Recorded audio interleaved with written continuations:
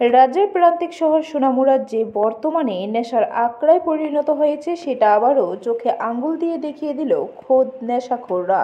নেশা থেকে মুক্তি পেতে স্বয়ং নেশাসক্ত যুবকই মুখাপেক্ষী হয়েছে রাজ্যের মুখ্যমন্ত্রী। এক আকস্মিক পরিস্থিতি উঠে আসলো সোনামুড়া থেকে। বিশেষ করে সোনামুড়া বাজারের অলিতে গলিতে ইয়াবা ও কোটা ছড়াছড়ি হয়ে পড়েছে।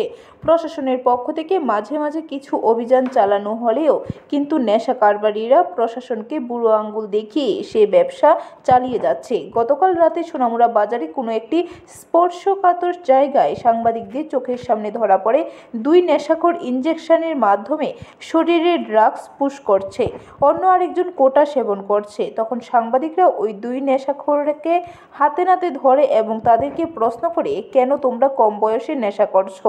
সাংবাদিকদের প্রশ্নের উত্তরে এক নেশাখোরের কথাবার্তা শুনে যেন মনে হচ্ছে এই নেশা সেবন করার জন্য সে নিজে দায়ী নয়, বাজারে নেশা ছড়াছড়ি আছে বলে এবং তারা বাজারে ইয়াবা বা কোটা পায় বলে তারা নেশা করে।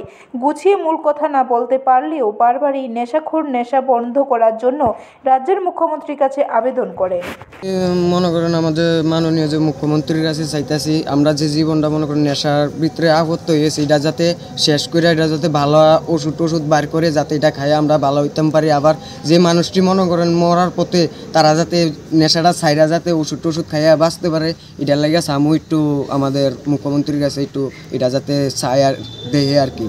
ব্যুরো রিপোর্ট, খবর ত্রিপুরা।